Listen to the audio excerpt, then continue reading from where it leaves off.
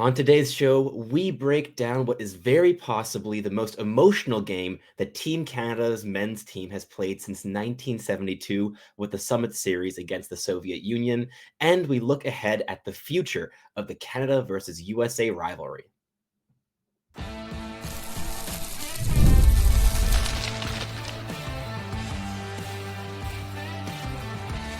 You are Locked On NHL Prospects, part of the Locked On Podcast Network. Your team every day. Hello, and welcome back to Locked On NHL Prospects, part of the Locked On Podcast Network, your team every day. On this show, we break down everything prospects related for you 5 days a week, Monday through Friday. My name is Sebastian High. I'm your host, the USHL scout over at Elite Prospects, and today is a bit of a different episode as we're actually centering a non-prospects game for once with the Canada versus USA Four Nations Face-Off Final happening tonight.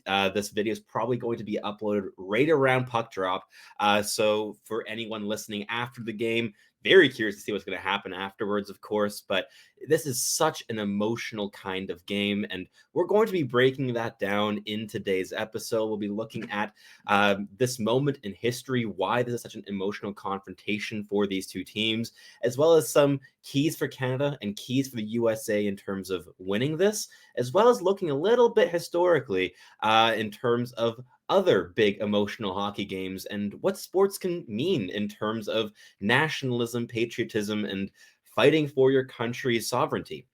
We're going to continue the episode by looking a little bit at the lineups, the teams that are being brought, that are playing here, as well as what are some draft steals on each of these teams. There's some interesting storylines to follow here. And finally, we're going to wrap up the show by looking ahead at the USA-Canada rivalry into the future by delving into the quality of the draft classes in 2023, 2024, and 2025 to spot some trends in the prospect development, as well as looking at what kind of bigger organizational decisions like the NCAA allowing CHL players to play college hockey, what impact that might have on the formation of talent, both in Canada and in the States, and how that's going to impact these big rivalries.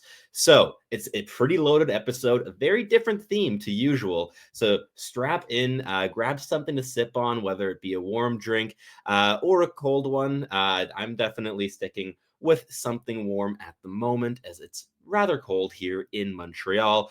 But let's just dive in straight with the episode because there's so much to dig our teeth into. Starting off, this is a huge moment in time to have a massive international game between Canada and the States on the ice. We haven't seen these two teams play a game with nearly this much emotion since 2010, the gold medal game, where of course Sidney Crosby got the game winner on Ryan Miller with a nice little give and go from Jarome Iginla. And every single Canadian remembers where they were when they were watching that game, if they were indeed. But this is a different climate to then. This is a different reality in terms of where the Canadians especially are sitting on in terms of a rivalry with the States and what meaning this game takes on beyond just what is on the ice and the rivalry that is there. I've seen so many different Canadians be more anxious about this hockey game than for any other hockey game in their memories. Even very, very ardent NHL fans who've seen their teams through playoff runs are significantly more concerned about the outcome of this game. As we've seen with the massively emotional boos echoing around arenas when the American anthem's been playing in the games played in Canada in this tournament in Montreal, fans are incredibly emotional about the threats having come from the US government in the past months, whether it be massive tariffs impacting the daily lives of Canadians,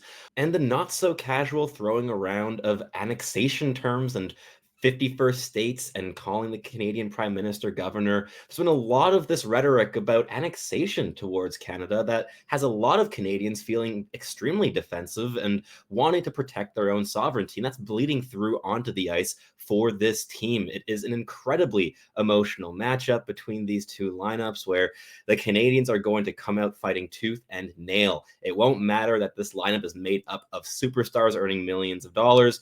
This is going to be a bloodbath on the ice, and there's going to be so much emotion echoing through the crowd. Of course, the game is being played in Boston. It's going to make that all the more incendiary, especially if there are big political people in attendance in the arena. And it's going to be very interesting to see how everything unfolds. But the meaning of this game cannot be lost. There is so much weight in this. And we only have to look back to the 1970s with the Summit Series against the Soviet Union to see something with some similarities. I think there is definitely more of a stylistic clash in that series. Canadian and American players are all now NHLers that play similar style of game, but in terms of the political emotion behind the game, behind the series, the Summit Series of being one of not just ideology, but of sovereignty and nationalism to an extent that we're seeing again at this Four Nations Cup of a Team Canada that's trying to rally around a national identity and a nation trying to rally around this team. And especially with this being the one time that we have seen these great generations of Canadian talents playing together at the international stage, seeing Crosby with McDavid, with McKinnon, and Makar all at the same tournament, wearing the same jersey. There is a tremendous amount of poetry in this Canadian story if they're able to win this game. If they're not, I do think it's going to be heartbreaking, not just for the team, but for the players as well. I'm, of course, talking from a Canadian perspective because I am myself Canadian. It is what I'm closer to, but I do a lot of my scouting work on the American side, and I have an in-depth understanding of their hockey systems and how they have built their hockey over the past couple decades. But in terms of the raw emotion, the Canadian emotions are definitely a lot closer to my own perspective personally. We saw the explosion of emotion in the first 9 seconds of that first game between Canada and the US, with three fights breaking out, both brothers and JT Miller punching himself in the face. There was a lot going on in terms of physicality and aggression and frustration and anger in that game. And while I don't think we're going to see three fights in the first 10 seconds of this one, I think that the intensity throughout the game on every single puck touch is going to be ramped up to 15. This is going to be an incredibly intense and physically engaged kind of game. And we're going to look in the next segment at how these teams are going to line up, which players are going to be dressed, who's going to likely not be dressing, and what impacts that could have on the game, as well as looking at some key storylines for each of these teams and what has to go right for either team to win the game. All that and a lot more coming up after these messages from our sponsors. Looking for a snack that's both delicious and nutritious? Crack into a good source of protein with Wonderful Pistachios. Wonderful Pistachios is one of the highest protein nuts. Each 1 ounce serving has 6 grams of protein, giving you over 10% of your daily value. Plus, they're packed with fiber and better for you unsaturated fats to help keeping you fueled for longer. Personally, I love the no shells variety. It's the perfect grab and go snack for my busy days. Whether I'm snacking at my desk, on a road trip, or just need a quick protein boost, they're always my go to. And if you love cracking open every shell for that satisfying crunch, the in shell variety is a classic favorite. Get snacking and get cracking with a snack that packs a protein punch. Visit wonderfulpistachios.com to learn more. All right, let's keep this episode rolling by looking a little bit at the lineups, at the storylines, and what has to go right for either team to win this game. Starting off with Team USA, we've been following the Quinn Hughes storyline over the past couple of days, but seemingly now he's not going to be playing. He's not medically cleared, and there hasn't been another injury on the USA D core to make room for him. And even though Charlie McAvoy did go down to injury and is missing the final here, it was not enough to allow Quinn Hughes to enter the lineup and add in the medical thing. Quinn Hughes is not playing in this game. But there's still a lot of talent, both on the blue line and in goal. Scoring goals against this USA team is going to not be easy for Team Canada, but they have the quality to beat this kind of a structure, anyways. I mean, Crosby, McDavid, McKinnon, Makar, the talent is very, very clear. But hey, it wasn't enough to win the first game. In goal, of course, USA has Connor Hellebuck, who's going to be probably the biggest hurdle for Team Canada in terms of grabbing a foothold in this game. If Hellebuck just keeps a shutout through the first two periods or first period and a half, it might be really difficult for Canada to get going. That is a linchpin for Team USA, who could easily win them this game. Then on the D core, there's a lot of quality and a lot of defensive intelligence and solidity, making them very difficult to break down. Players like Brock Faber, Jacob Slavin, Jake Sanderson are among the best transition defenders in the entire NHL. Such great shutdown defensemen who play with intelligence and also some offensive aggression. A lot to like there. And then, of course, you also have guys like Adam Fox and Noah Hannafin and Zach Werenski to bring some of that offense to the table from the blue line. I'll be curious to see how the minutes are going to be shared by these six players, especially with Charlie McAvoy out with injury. But there's certainly enough quality here to stifle Canada's scoring. Among the forwards, this is going to be interesting. There's so much talent with Team USA. I mean, this is the Four Nations face-off. There's talent on every single team, but it can be. This is a team that could beat Canada handily if things don't get rolling for the Canadians. I mean, players like Matthew Tkachuk and Austin Matthews, Dylan Larkin, Jack Hughes, Jake Gensel has been great at this tournament. Jack Eichel as well. There's so much quality throughout this lineup, so much skill, so much creativity. And I think that especially with them likely dressing a player like Chris Kreider to bring some of that physical punch, this is a very balanced offensive lineup that can bring intensity, forechecking skill, playmaking, and goal scoring. There's not much that these players can't do, but still, Team Canada, I think, has the edge on pure skill on paper. In goal, Jordan Binnington, likely still the starter here for Team Canada. Of course, Aiden Hill and Samuel Montembeault are the two other options. Then on defense, you have seven players available. I'm curious to see who's going to be the healthy scratch. I mean, it's probably going to be Thomas Harley, all things considered, but you have that top pair with Cale Makar and Devon Taves to bring in that two-way just potency with Makar creating consistent offense. You have Colton Parayko's physicality, Travis Sanheim's mobility, Josh Morrissey's high-end creativity offensively, and Drew Doughty's experience. There's a lot of talent on this blue line. And then for the forwards for Team Canada, I don't think these players need much of an introduction, but Connor McDavid, Mitch Marner, Braden Point, Sam Reinhart, Seth Jarvis, fun little player, Sidney Crosby, Nathan McKinnon, and the list goes on. There's a ton of skill and dynamism and intelligence among the forwards here for Team Canada, and these are some of the best players playing hockey at the moment. But it's going to be fascinating to me to see if Team Canada's superstars can win them this game. I think if the superstars can't get scoring, Team Canada isn't winning this game. They're going to be relying on Crosby, McKinnon, McDavid, and Makar to win them this hockey game. I personally would not be relying on Jordan Binnington to make the biggest saves to win you this game. I think that they have to score some goals to win this hockey game. I don't think it's going to be the lowest scoring game at this tournament. Thinking maybe a 4-3 overtime final. Don't know who's going to win that game yet, but maybe leaning Canada. But again, that is on paper in terms of roster. And I think the emotion may be more potent, perhaps, for the Canadian lineup compared to the American one in terms of everything that's been going on politically over the past month or two. But still, this is incredibly tight as a matchup. And in terms of keys for Team USA, I think that they have to rely on their intelligent, opportunistic goal scorers to win them this game. They won them the first game against Team Canada, where Jake Gensel and Dylan Larkin stepped up with just a tremendous display for both of them. And I think that in this game, they're going to be relying similarly on players of that mold. Could throw in guys like Vincent Trocheck from a depth role, as well as Matthew Boldy.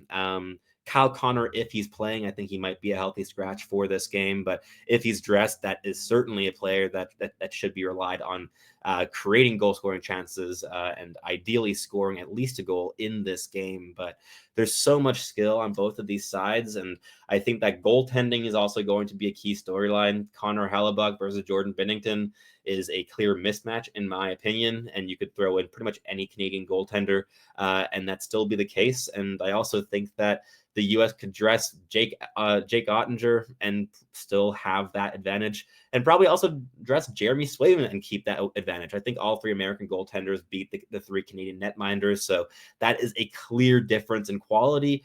But again, the superstar difference makers do lean towards Canada in this matchup. I think overall this is a coin toss. It's on American home ice in Boston, but wow, there's a lot to look forward to in this game, and so many different storylines that could unfold in this final. Now, to wrap up this segment, let's slowly pivot towards looking at the draft again, but we're going to be sticking with the four nations rosters and looking at some draft steals on these teams. Some players that fell on draft day that were available late, and became not just elite players for their NHL teams, but are now stepping up internationally for both Team USA and Team Canada. Starting off with Team USA, player I just mentioned, Jake Gensel, has played 18 to 23 and a half minutes every single game at this tournament so far. He's been a real top six presence all tournament. And I mean, 27 goals, 54 points in 54 games this season with the Tampa Bay Lightning. It has been an excellent campaign. And of course, following up just a spree of years of excellent production with the Pittsburgh Penguins, before being traded to the Carolina Hurricanes. He was a third round 77th overall selection. These players are available later on in the draft. They just don't come around all that often. In goal, Jeremy Swayman was a fourth round, 111th overall selection by the Boston Bruins in 2017.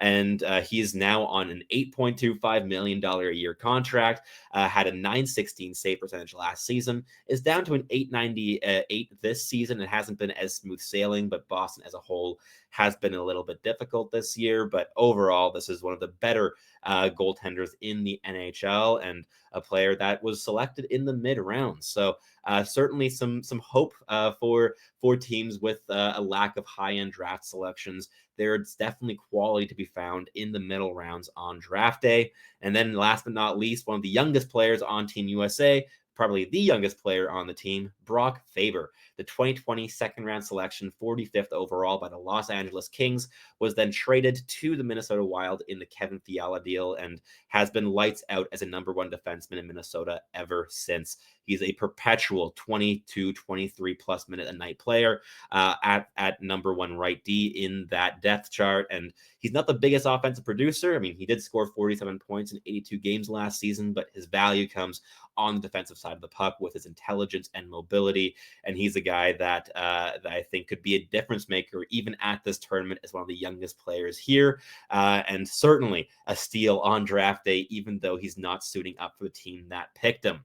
Now, moving on to Team Canada and some draft steals. There's a lot to pick from here. And honestly, I'm starting off with a player who was drafted in 2016, and was then not signed by the team that selected him. I'm thinking of Brandon Hagel, who was a Buffalo Sabres sixth round selection in 2016, and was then allowed to become a free agent, had a rookie camp invite with the Montreal Canadiens, and eventually settled with the Chicago Blackhawks, where he came to the fore as a high-end NHLer, was then traded for a bunch of picks to the Tampa Bay Lightning, and has been a top line player ever since. He has 26 goals and 62 points in 55 games this season. A true top line scoring winger, who is really bringing so much energy to this tournament, and is trying to amp up the pace for Team Canada in a bit more of a depth role, playing 14-15 minutes a night for Team Canada. Then we have Mark Stone, playing on the top line a lot of this tournament with Connor McDavid and Braden Point. The 6'4" right winger was a sixth round selection in 2010 by the Ottawa Senators and has been the model of consistency as long as he stayed healthy ever since, playing such intelligent hockey off puck offensively. Great defensive player, so much maturity and experience in the way he plays the game. He could be a difference maker on both sides of the puck for Team Canada. And last but not least, we have on the blue line Devon Toews, one of my favorite defensemen in the entire NHL, who definitely gets a decent amount of credit ever since he's moved to the Colorado Avalanche, but a player that I think has been just fantastic going back to his New York Islanders days before being traded for a measly pair of second-round draft picks to the Colorado Avalanche, where he has become a true bona fide first pairing defenseman complementing Cale Makar, the exact same player he's playing alongside at this tournament. But that wraps up this second segment. In the next one, we're going to stick with the draft, but look a little bit more towards the future of hockey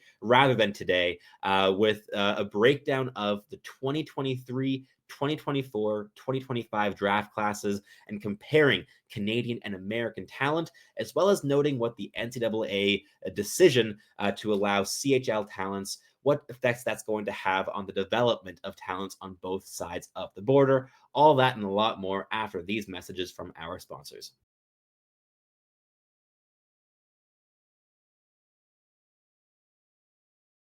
All right, let's wrap up the show here in the final segment by looking at the drafts in recent years and comparing the amount of American and Canadian talents, because there has been a notable trend in the past handful of years. We've seen the American program in terms of developing talent, whether it be the US NTDP, college hockey, or even just sending players up to the CHL to develop. American development of hockey players has just been consistently improving over the past decade or so.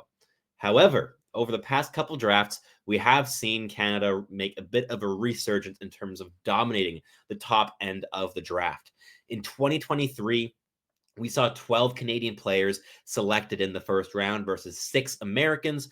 Among those 6 Americans, you had some standout talents like the big line at the US NTDP of Will Smith, Ryan Leonard, and Gabe Perreault, who are now top prospects, or I mean, in Will Smith's case, a middle six player for the San Jose Sharks already. And Ryan Leonard, Gabe Perreault, and Quentin Musty are top prospects for the Washington Capitals, New York Rangers, and San Jose Sharks, respectively. A lot of talent coming out of the US, but still not as many players in the first round as Canada that year. Canada, of course, also boasted players like Connor Bedard and Adam Fantilli in that draft class, dominating the high-end upside as well as the depth in the first round. Then in 2024, last draft, definitely seeing some things change a little bit. In the top 10, 7 Canadians were drafted, 0 Americans. The first American selected, Zeev Buium, should have been a top 10 pick in terms of quality, certainly, but he wasn't picked in the top 10, and it was certainly dominated by Canadian talents, and even Canadian talents playing in the USA. Yet again, like we saw with Adam Fantilli in 2023 and Macklin Celebrini in 2024, we've seen some top-end Canadian talents take the college route.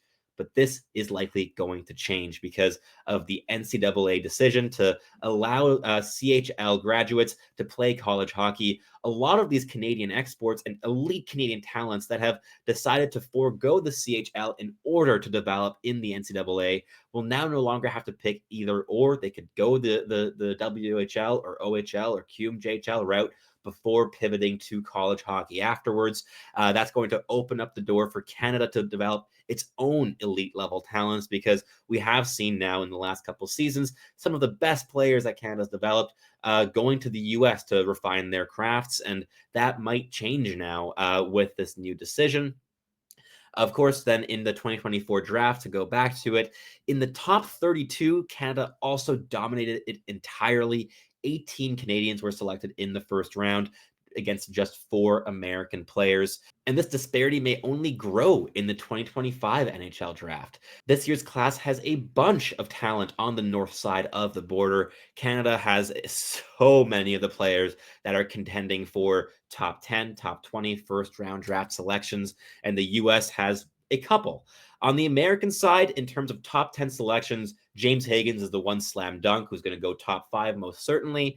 Logan Hensler may certainly be a top 10 selection. There isn't the most depth at right shot defense in this year's draft class, so you might see a team take a flyer on a guy with less offensive upside, but a bit more of that mobility and solidity in his own half, where Hensler could have some value around that 8 to 10 range if he does go top 10, but he might not.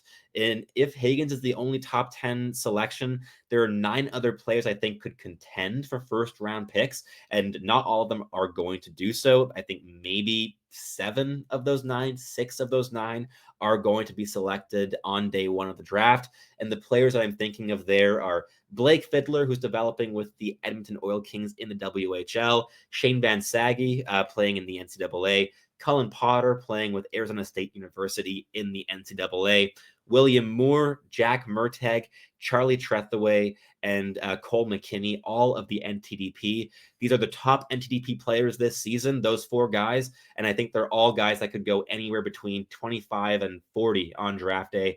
None of them are, for me, like real slam dunk A-grade first round talents that have to go in the first round. These are all guys whose ranges extend into the second round. So players that could be selected in the first round, but also might not. And last but not least, Benjamin Keevan is in a similar boat in terms of being a potential first round player on skill and upside and dynamism, but there being enough questions in his game for him to fall further on draft day. It's a different story on the Canadian side. It is domination this season for Canada in terms of elite level talents in the draft. In the top 10 alone, you have Matthew Schaefer, Michael Misa, Porter Martone. Those are 3 of the top 4 or top 5 players in this year's draft class. Roger McQueen, when he comes back from injury, could certainly enter that conversation as well. And beyond that, you still have Jackson Smith, Caleb Desnoyers, Lyndon Lakovich, and Jake O'Brien, who are all still in the top 10 conversation. That's 8 Canadian players who are very much in the debate for top 10 draft selections this season. When you look at the top 20, there's even more names. Malcolm Spence, Cameron Schmidt, I threw in there. I think he's too small to actually go top 20 on draft day, but he's certainly, in terms of skill, a top 20 player in the draft class. And then you still have Carter Bear, such a high motor, intense player. Justin Carbonneau, Cameron Reed, Brady Martin, and Benjamin Kindle. All players, I think, are more than deserving of top 20 draft selections.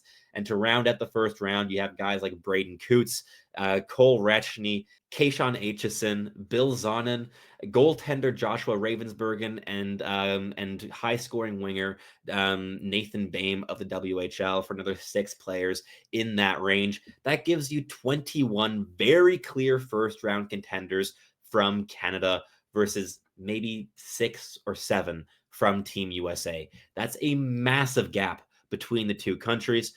Should also be mentioned, this is a historically weak season for European-based prospects. You have some European prospects developing and playing in North America, like Ivan Ryabkin and Radim Murtka, but the players playing on the European side, there's some really interesting talents in Sweden this year in that late first to second round range. But in terms of slam dunk first round talents, it is dominated by Team Canada this year, by the Canadian talents. And I think that goes a long way to show where the direction's perhaps trending in terms of USA versus Canada rivalries and the talent that Canada is accumulating.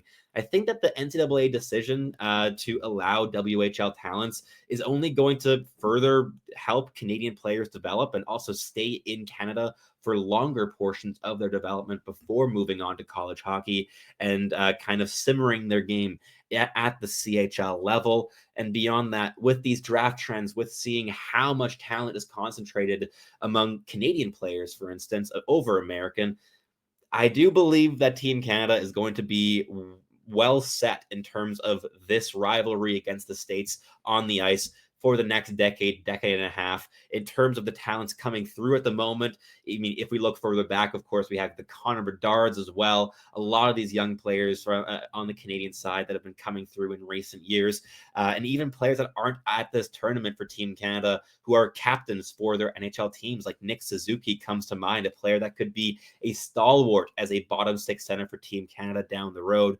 There's a lot of talent still coming through the ranks for a Team Canada down the line, playing more sustained best on best hockey against Team USA at the men's level. There's a lot to look forward to in terms of this rivalry gaining more traction, seeing more of these games happening, which from a fan perspective is very exciting, but definitely a lot of things going on in these movements between Canadian player development and American player development, and each country trying to one up the other. So it is an undying rivalry that we're going to see at its most incendiary, certainly at the Four Nations face-off final between Canada and the USA. But that wraps up today's episode. I hope that this gave you a bit of an outlook, not only on the here and now of Canada versus the States, but also the future of these two teams going head to head. There is such a historic rivalry here, and it's all front and center here at the moment.